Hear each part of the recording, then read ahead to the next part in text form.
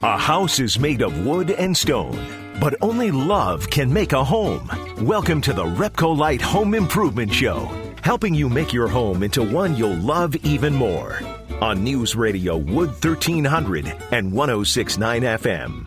Well, good morning, everybody. Happy Saturday. Haley, happy Saturday. Happy Saturday, Dan. My family has been without power for several days in a row now. It's so serious. I know. It feels like it's serious. What do you mean? Yeah. It 3 is days. serious. That's a long time. Yeah. No baths, no deodorant. Stop. No teeth brushing.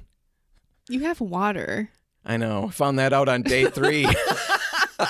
We've got water. We had deodorant. We didn't need light for all of those things. Those things worked without light.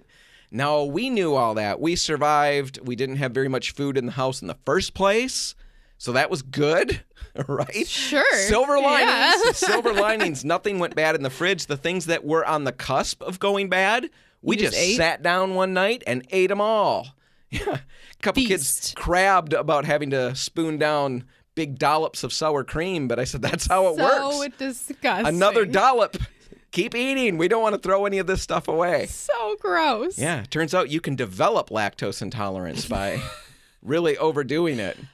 Drinking coffee creamer what happened straight. to you? Yeah, and then eating sour cream. Maybe that's straight. why you're lactose intolerant now. I don't know. It really can mess with you.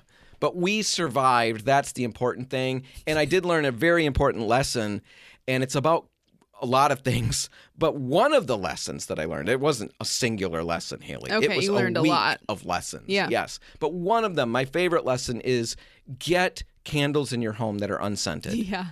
It sounds ridiculous, but when you break out, the only light you've got, and what it is something that smells like an apple pie right next to something that smells like pine cones, right next to something that smells like who knows what, those smells mix. Yeah. And they don't play nice.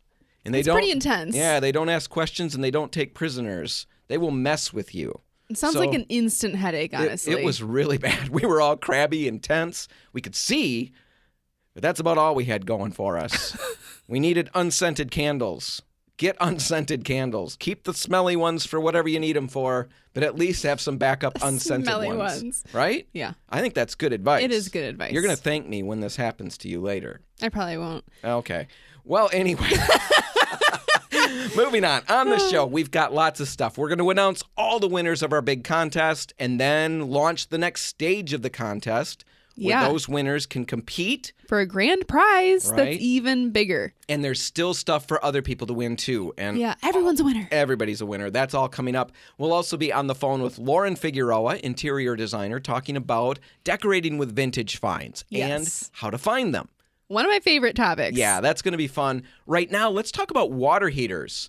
A very interesting dilemma occurred to Peter. Probably your favorite topic, It is one of my... I love water heaters. Don't know why, but it's one of my favorite topics. I pitch water heater topics to you all the time. Dan, haven't we covered it? But have we covered it well enough? Couldn't we do it better?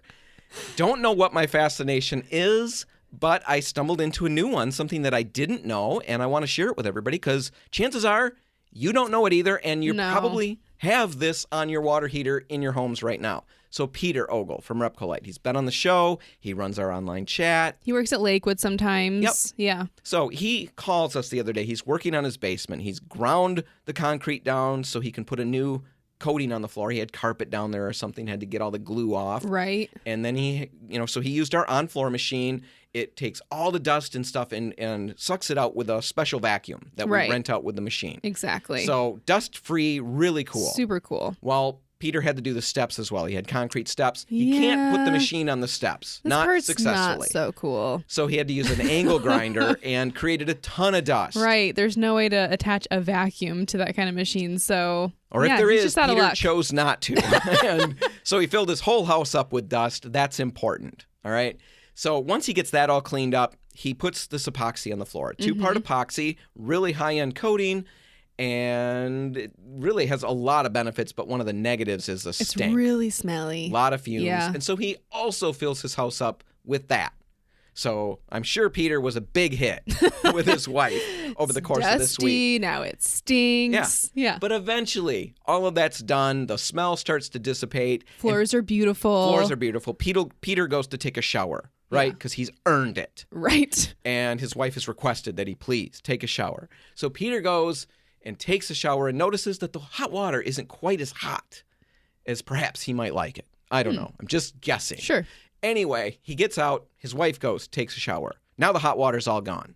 So now she's probably even madder. Right. House stinks. There's dust, and you've the hot used water's up all the gone. hot water. Right. We know how this goes. Yeah. Anyway, it turns out it's not Peter's fault. The hot water heater, which is brand new, it's a gas power or water heater. Mm-hmm. It's been, I think he said it's a 2-year-old unit. Oh, wow, yeah. And it's not working anymore. So he starts troubleshooting. Turns out the problem is a sensor on the hot water heater, and I didn't know they even came with that. Right. Well, it kind of makes sense. It's a gas-powered water heater, and they've got fume sensors, so it'll shut everything off if it detects like a natural gas in the air or certain flammable fumes, essentially. Right. It's a flammable vapor sensor starting in 2003. I think it's a safety measure that anything newer than that should have these on them, and it's especially sensitive to natural gas odors. It'll react to mineral spirits and other paint fumes, gasoline, opened engine oil cans. But also dust. Also dust can trigger it, things like that. So just cleaning up a dusty, like a shop type basement setting, lots of sawdust potentially could trigger this sensor. And what it does is it shuts down the water heater and it turns off the pilot light. And the problem is it's not just as easy as turning the pilot light back on. Right. You actually have to reset the sensor. Right. And it's like Mission Impossible. You've got like a certain amount of time to like do a number of actions in sequence. And yeah, it sounds ridiculous, but that's really what it is. Depending on the gas valve that you've got, there's any number of different ways that you've got to go. Mashing little buttons back and forth, spinning dials, and you've got 30 seconds or something to do it in. We'll put a video in the show notes if you want to check that out and just be aware of how that works. It's good to know. It can be reset. That's the good thing. The bad thing is sometimes these things do get fried by the fumes or whatever, and in Peter's instance, that was the case. The dust from the concrete grinding combined with the fumes from the floor painting really caused a problem that he had to get a new sensor and get that put in place. And the thing is, once he puts it back in, it's a relatively easy fix. The problem is, when can he put it in? He's got to make sure the fumes are out of the air and all of that.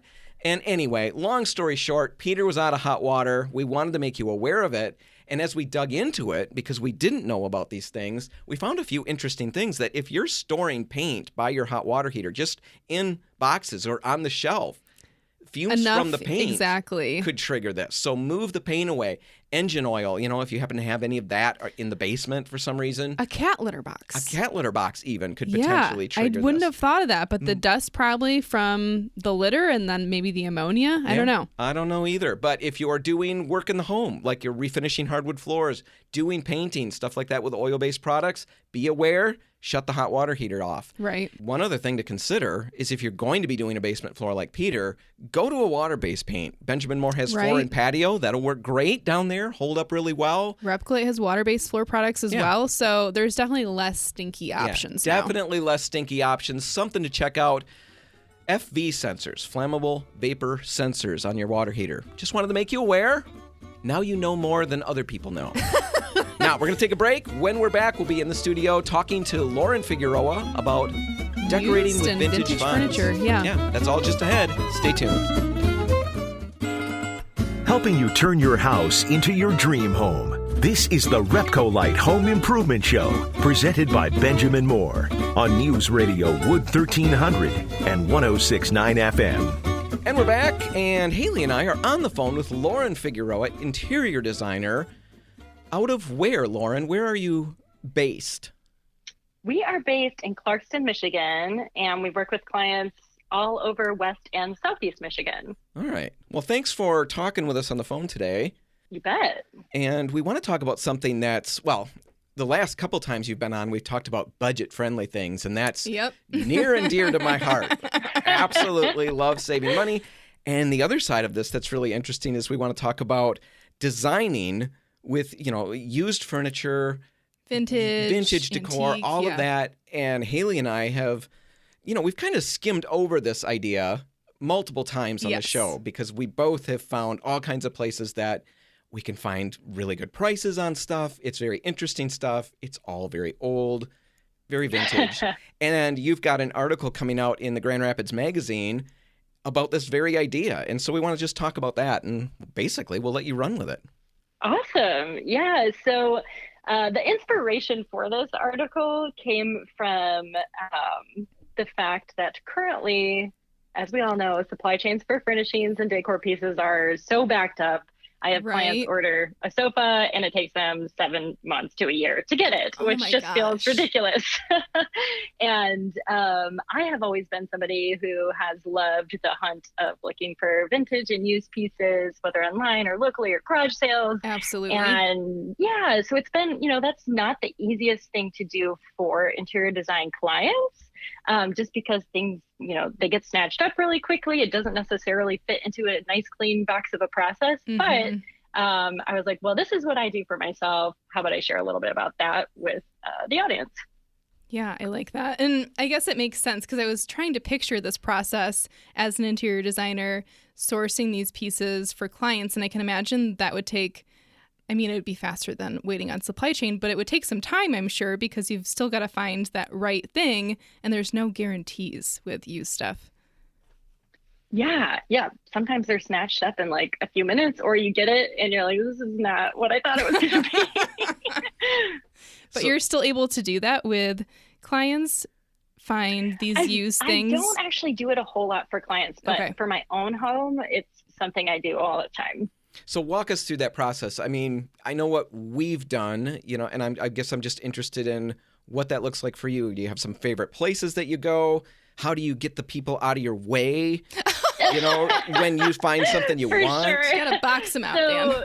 Well, I feel bad when there's a little old lady. What I'm through in the article is just some of my top tips for finding and sourcing the used pieces. So maybe I'll kind of walk you through a couple of those. Yeah, that'd be great. So my top favorite place to look for used and vintage pieces is Facebook Marketplace. Have either of you shopped using Facebook Marketplace before? I have quite a bit. I have not. I've looked at it, but I have not gone further than that. You've browsed. Yeah. So a couple tips for doing that, because it can be a little overwhelming if you just type in like sofa and then you're like, oh, there's a million things here. I don't even know where these are. So the first thing that you have to do is you have to narrow down your search radius to your local area. So typically what I'll do is do maybe like 10 to 15 miles max. And then the other really important thing is that you have to change your search options from shipping and local, which is the default, to just local listings only. Yes. And that'll really narrow down your search. And it'll be sure to only show you things that would be easy to go and see and pick up quickly. That's key, because the other one gives you so many ads too. Like it's mostly listings for, it's just paid placement at that point. Yeah, I'm kind of a moron, I guess, with this, because I didn't even know I could do some of those things. And yeah, the times I checked it out, it was too much and too far away. And then I wasn't big on now I have to actually communicate with somebody and find out, is this still available? Interesting. That's the part. Yeah, I'm not big makes sense. on that. So, but that's part of it, right? You got to find out if it's still there. You can't just show up. You message them, and that's very easy. I know. Everyone's nice, Dan. People might never find me again. Experiences only. So. So you found all kinds of stuff. I know you can find almost anything there. Yes, yeah, for sure. And you can actually find, if you're not into used items, you can actually find a lot of new stuff on there too. Like I recently purchased a bed frame for our guest room that was actually brand new in the box. So that's a good way to get deals on new things that maybe somebody bought and they just didn't end up using. No, that makes sense too. No, I know. I guess the thing that's always gotten me about that is my kid has done that a couple times. Mm-hmm. And then there's this big exchange. They meet in a parking lot somewhere and a nondescript location. Well, yeah. And it always feels illicit. Like there's some kind of crazy underbelly of society that's doing this. But it's all on the up and up, right? Perfectly I've always fine. gone to people's you have to be homes. Careful, but just don't, go somewhere alone if you're feeling uncomfortable. Yeah, no, that makes sense. What about Craigslist? Do you feel less inclined to try to use something like that? Is that just too old now? I think it's too old now, personally. I haven't been able to find the same it a lot, stuff. But it's not very easy to navigate. No. it's definitely not user-friendly. No, I think people have stopped using it too. Like, I really think that Facebook Marketplace has like taken over this type of thing, honestly. All right. So Facebook Marketplace, big thumbs up. What other things are on your list? Yeah. So next up, I would say a lot of people find this concept a little bit strange because they think like, oh, well, if I get a couch, it's been used and I don't know like how I feel about that.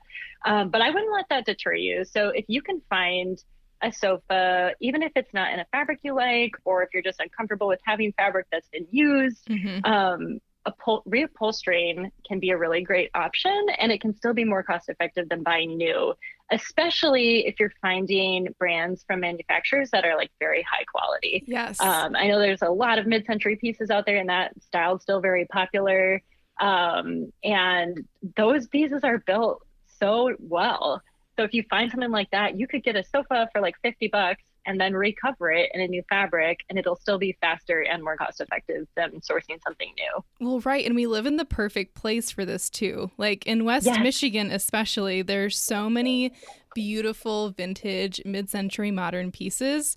And yeah, they just need like a little bit of cleaning half the time. I've got a couch that I found at Lost and Found antique store in Grand Rapids. It was a steel case sofa.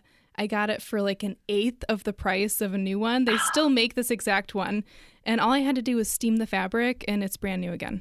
I love that. I love that. So if I went the reupholstering route, I don't know that we've talked a whole lot about that on the show. You've done that, Lauren, I'm assuming. You've had this done for you. What is the process? I mean, just thumbnail sketch it for us. How long does something like that take? I'm sure it varies, but... Yeah, so you need to find, your fabric source. If you have there are several local upholsterers. I could maybe give you a link to one that you can include in the show notes. But they often have fabric books that you can look through, and then they'll tell you how much fabric is going to be required based on the sofa that you're going to be redoing, and then they can give you a time frame as well. And really, it just depends, how backed up they are. Once they actually start, it doesn't take very long. It's usually just a matter of, how many pieces they have in their shop at the time. So that would eliminate the bed bug question that I kicking around. Interesting. Yeah, I mean, the steamer, though, would technically kill anything that's there. No. I know.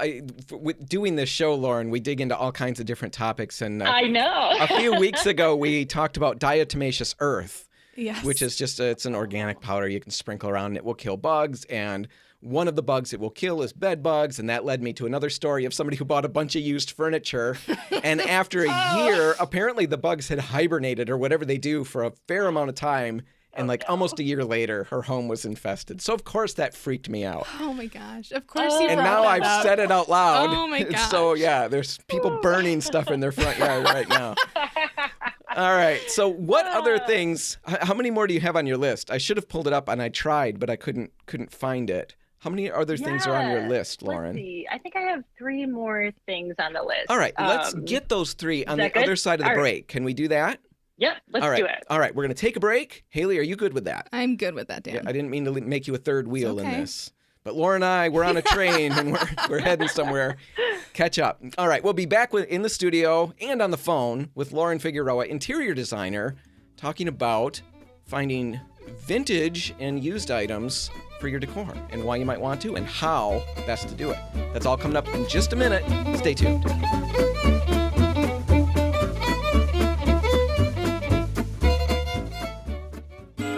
If you want to take your DIY skills up a rung, the RepcoLite Home Improvement Show is here to give you a boost on News Radio Wood 1300 and 106.9 FM. And we're back, and Haley and I are on the phone with Lauren Figueroa, interior designer, talking about vintage finds, decor that we would snatch up from all kinds of places. The reasons for doing this, Lauren, for anybody who missed last segment, one of them you mentioned was just supply chain issues, right? Absolutely. Yeah. I was mentioning, new furniture is taking 6 months to a year to come in. And with sourcing new or used and vintage, you can often find stuff same day. Yeah, it's a pretty big difference. Really cool. We talked about Facebook Marketplace is your go-to spot. And you talked about some different things we can do in the search to narrow it down. So we're getting good results, not just what I got, which was just everything. Everything. Too much. And then we talked about, reupholstery. And now, what's your next thing on the list? Yeah, perfect. Yep. So another source that I love for vintage decor finds would be Etsy. I'm sure you're familiar with Etsy.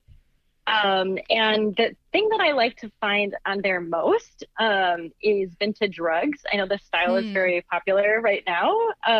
And when you source them through Etsy, a lot of times they're coming, straight from Turkey. Wow. And they have a huge selection. The prices are amazing, and they're shipping within a week, sometimes within days you get them, which I don't even know how that can be. Yeah, but that's amazing. I can attest that it does happen. That's like rug magic. It is. Literal It is. flying And the styles carpets. are so beautiful. There's such a variety, so many colors. Do you have particular places or just Etsy in general? Yes, actually. So I have one in particular that's my favorite. The shop is called Turkish Rug Empire. It's like all one word. So if you search that on Etsy, you'll find them. And yeah, they just have a huge variety. And the service is really excellent as well. Like you can shoot them messages, ask more questions about particular rugs if you need more pictures. They're really good at responding. And these are used. They're not new rugs off Etsy that they're like making. These are used. These ones are vintage. vintage. Okay. Yep. Vintage used rugs. Wow. So, I'm going to have to check this out now. It's going on my list. Yeah, well, anytime you put Empire after a name, the RepcoLite paints Empire. We should lose Incorporated There you and change it to Empire. I mean, that's the stamp of officialdom. Officialdom. Yeah, I don't know. Yeah. All right, so that's really good. And we'll put links to all of these in the show notes because, Lauren, I'm sure you'll supply them with us, right? Or to us. Absolutely, You're not gonna for sure. keep them to yourself. So we'll share them with our listeners. What's next on the list? Yeah, so next up would be a tip, which is don't be afraid of, out of style colors or like finishes, especially on things like case goods, which would be things like your dressers or your desks, or even things like tables, because those are really easy to update with a quick coat of paint or a new hardware.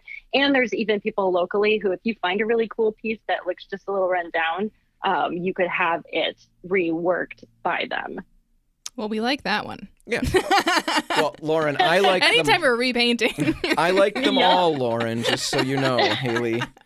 Haley's only picking and choosing Hey, here. just slip that one in. No, that's such a good idea. I mean, and that's what we've talked about on the show, these cool things that we found. Absolutely. And yeah, they're not in the best shape sometimes, as long as they're solid and sturdy. Which is, what you're getting too. Most of the time when you're finding these, vintage pieces, they were made out of hardwoods, solid wood, and they're brilliant when you refinish them. Yeah.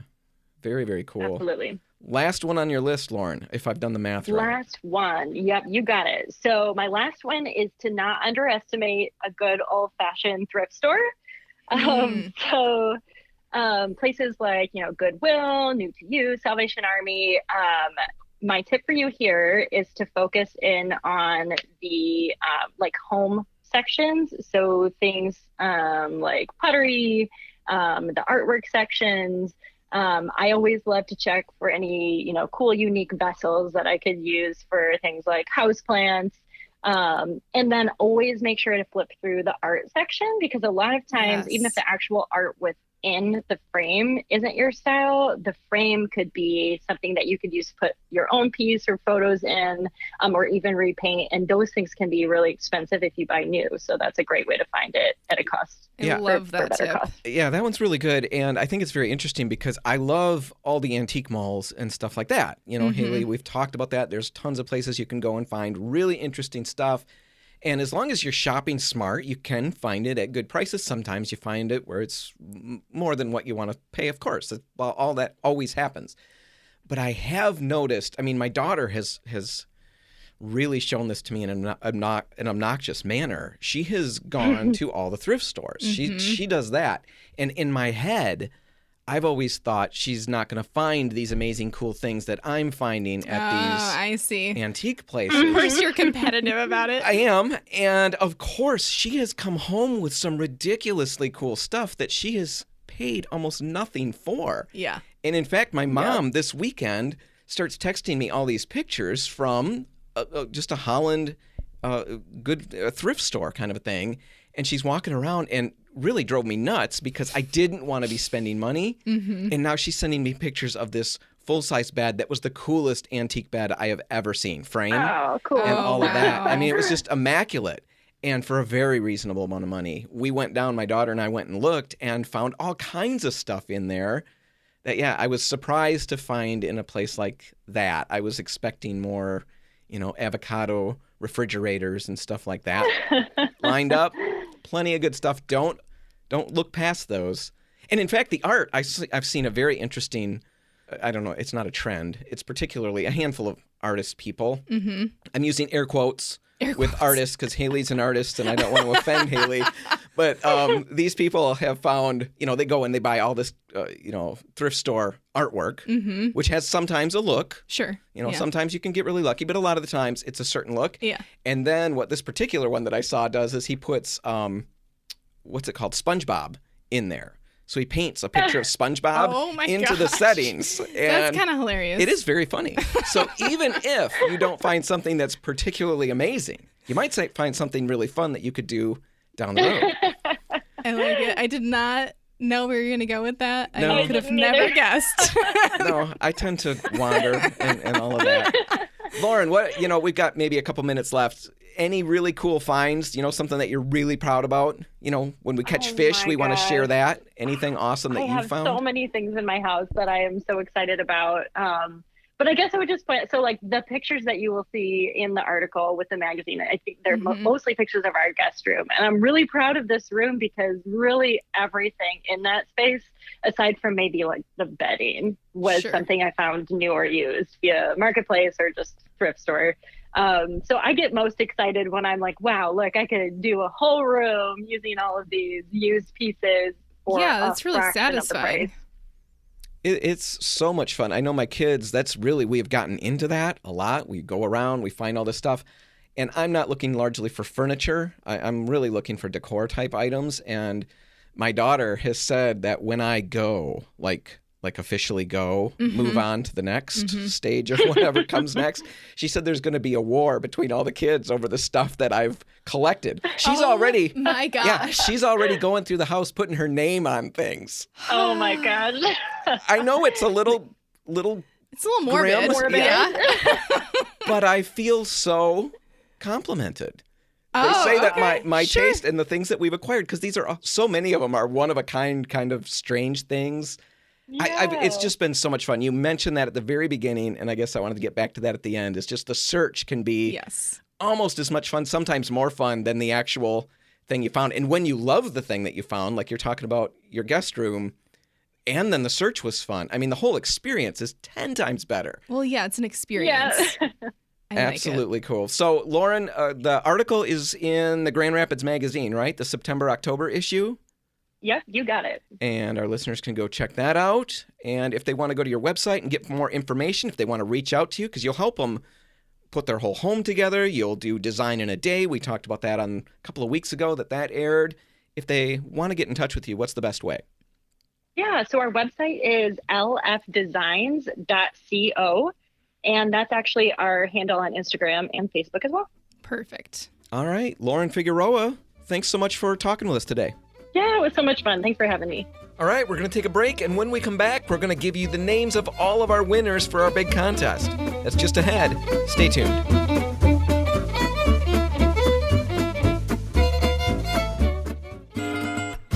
If you want to take your DIY skills up a rung, the RepcoLite Home Improvement Show is here to give you a boost on News Radio Wood 1300 and 106.9 FM. Well, Haley, we're back, and we've got all kinds of stuff to cover. It's going to take a miracle to make this happen. Tons of we can stuff. do it. Cram it into a 5-pound bag. First off, let's start with the mercantile market, the Found Cottage Mercantile Market, because it Yes. ties so nicely in with everything Lauren talked about in the last couple segments. Right. Finding some vintage furniture or home goods. This is a perfect place for that this weekend. The Mercantile Market. It's a big flea market, essentially. A bunch of really great vendors come out to the Ottawa County Fairgrounds. Set up for a couple days. It's It happened yesterday was the start of it. And today. And it's today from 9 a.m. until 4 p.m. They've got food trucks there. It's definitely don't want to miss that. It's a $5 ticket? Yes, $5. And you were there before? I went last year, and I loved it. All right. So Haley approved, and Ottawa County Fairgrounds. Yep. Find more information. At Found Cottage. With the Googling. Yes. With or the Google. Found Cottage. Yeah. All right. Another thing. Funny enough, last week, we talked about something that we thought was really interesting, really unique. We thought we were really out there, right? We talked about cyanotypes and told how a lot of people don't know what this is and told you why it's so cool and why you need to do it. Mm-hmm. I get home that day and I realize, Frederick Meyer Gardens is hosting a workshop for teens on cyanotypes. And if you're interested in that, you should definitely check it out. You can find more information at Fred Meyer Gardens you website. could do the Googling again. Yes. Google works for so many things. Anyway, I think it's $45 for non-members. If you're a member there, it's a $35 entry fee. Yeah. But you probably get a lot of supplies. Really cool. Really cool stuff. We talked about it, and now the world is responding. Already, yeah. Already. It's like instant. It's that quick. All right. So we got that out of the way. Now let's get to really the business at hand, and that's the contest that we've been hyping for a week or so. And as we've been saying, we've got 10 different winners that we've selected now from all of the people who responded. Yes, people that submitted telling us what their next project is. We picked 10 of them. 10 of them. It was very difficult. We did a lot of randomizing and things like that. Yeah, we've got a random number generator. Yeah, and we landed with 10 winners. Each of these winners is going to win $150 worth of Benjamin Moore paint. All right? So that's really cool. They're going to get a gift certificate for their paint next week sometime. We'll connect with them. All of that, blah, blah, blah. And that will launch the next stage of the contest in which these 10 winners, this is not a joke, will compete. This is not a joke. Because it sounds like it is. And I know I tend to do that. This is all true, everything I'm saying. These 10 winners will now compete head-to-head. Yeah. On a deserted island. No. That part's a joke. No. I couldn't resist. I knew you were going to go there. I just really wanted to. I wanted to have like an exotic setting where they compete. We like vote Survivor. people off. Right. Yeah, But we're not going to do that. Not that. So they're going to compete against each other. For a grand prize Of $1,000. Now, towards a home service. Right. And we've connected with a lot of the different experts from around the area, local experts who have been on our show in the past. Right. And they're offering their services. We'll have a full list coming up in a little bit that we'll get to, the people who win. Lauren Figueroa, though, that we just talked to, she is one of the people on the list. Yeah, so you could win if you won, if you're one of the 10 people and you're the winner. We'll tell how all that works in a minute. If you win that grand prize, you could choose to get $1,000 worth of design and consulting from Lauren Figueroa. Dean Veltman, he's a painting contractor who's been on multiple times. Right. He's also donating professional painting services, $1,000 worth of that. RepcoLite will have $1,000 worth of paint. If you just haven't gotten your fill for paint, we can help. We'll get you more. And there's more. Yes. Okay, so a lot of that. You'll have a choice. You'll get what you need for your home. But how they win that grand prize is the really fun part, I think. Yep. They're going to have 6 weeks to complete the project that they told us about in the comment or email, however they submitted. Mm-hmm. And at the end of that 6 weeks, they're going to have to give us a before and after picture. Make sure you take the before picture. Yeah, take it right now. If you find your name is drawn, snap those before pictures right away so you've got them.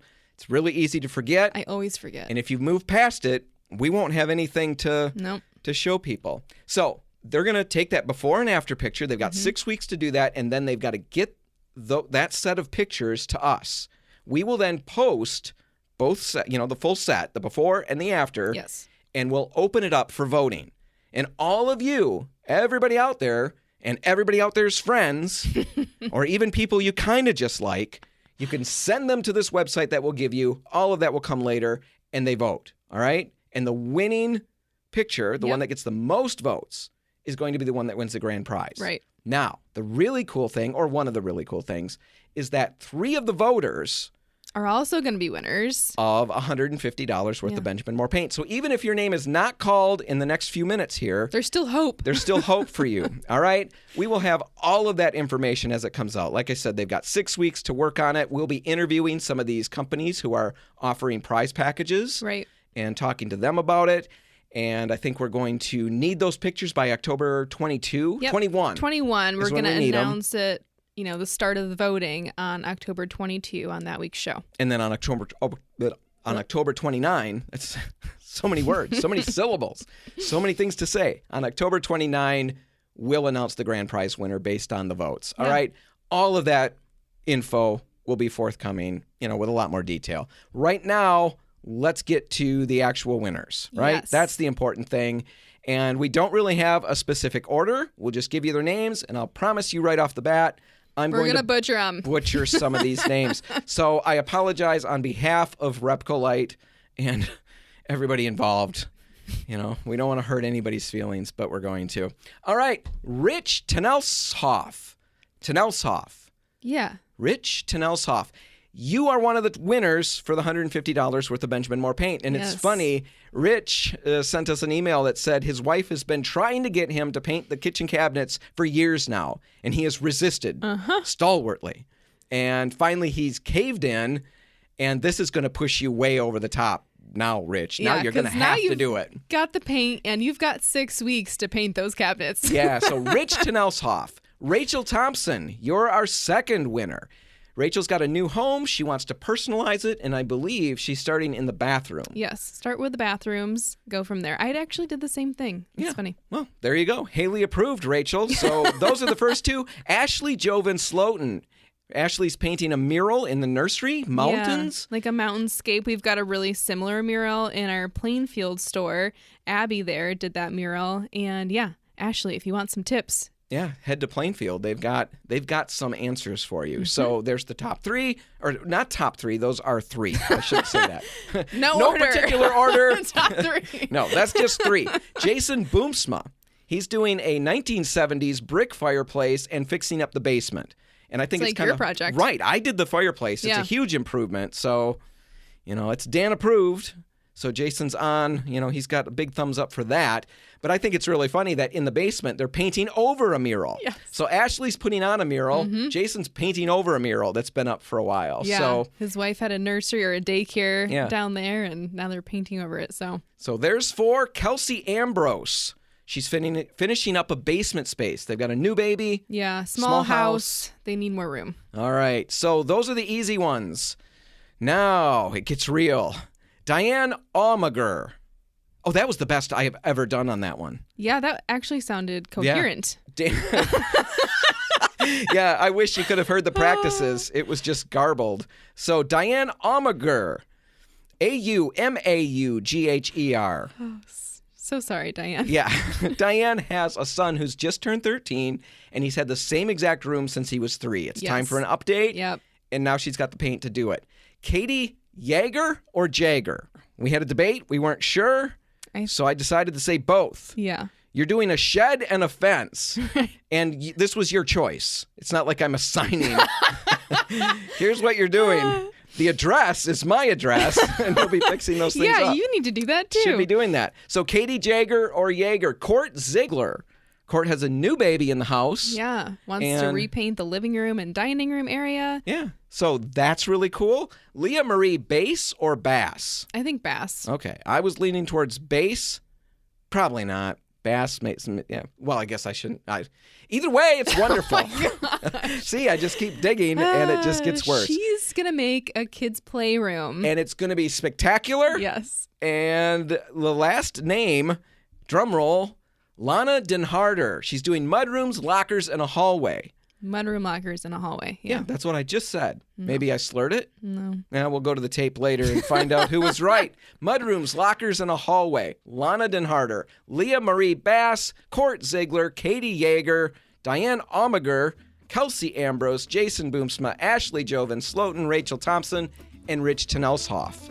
All of them are winners. We will be contacting you shortly to get you all that information. Very all right, exciting. that's all the time we've got. We're going to have to wrap it up. If you want to catch this one again, you can find it online at RepcoLite.com. I'm Dan Hansen. And I'm Haley Johnson. Thanks for listening.